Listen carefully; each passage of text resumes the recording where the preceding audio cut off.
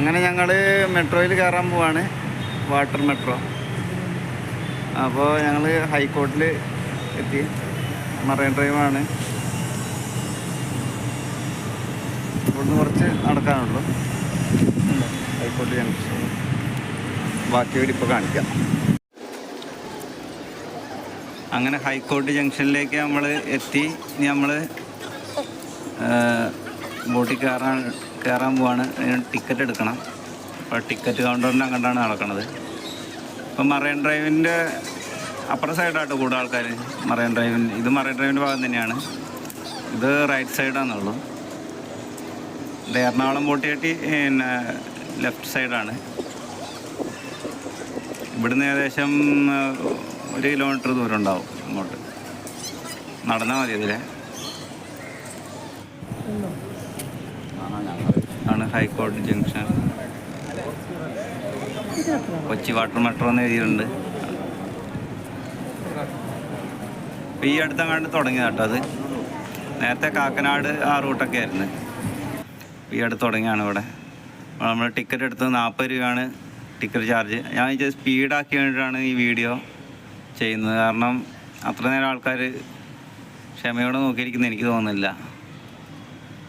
അപ്പോൾ ഇതിനകത്ത് പ്രത്യേകിച്ച് കാണാനുമില്ല ഇതിൻ്റെ ഉള്ളിലൊന്നും. കാരണം ഇച്ചിരി സ്പീഡ് കൂട്ടിയത്.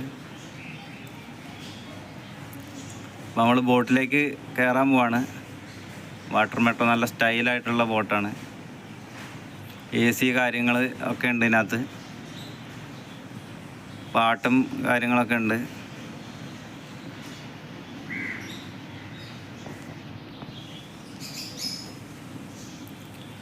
അപ്പോൾ നമ്മൾ ബോട്ടിൽ കയറിയപ്പോൾ വല്ലാർപാടം കണ്ടെയ്നർ ടെർമിനലാണ് കാണുന്നത്. അപ്പോൾ കണ്ടെയ്നറൊക്കെ അടുക്കി വെച്ചിരിക്കുന്നത് കാണാം നിങ്ങൾക്ക്.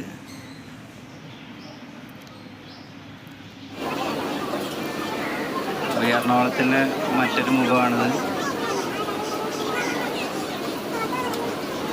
കെട്ടിടങ്ങളുണ്ട്.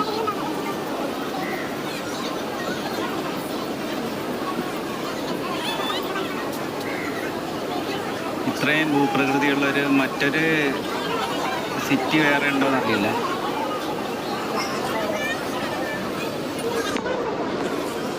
കായലും പുഴയും കടലും എല്ലാം ചേർന്നൊരു സിറ്റി.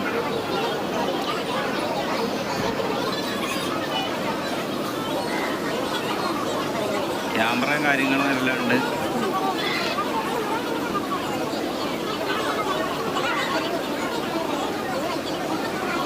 ഇതേ ബോട്ടുകൾ കേരളം മൊത്തം വ്യാപിക്കണം എന്നാണ് നമ്മുടെ ഒരു ആഗ്രഹം.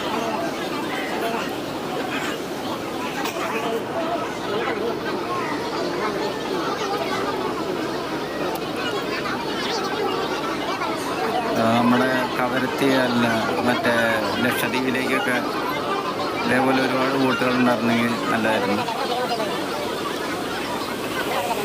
അവിടെ ഇപ്പോൾ മറ്റേ KSRTC പോണ പോലെയാണ് അവിടത്തേക്കുള്ള കപ്പലിൽ കയറുന്ന അവസ്ഥ.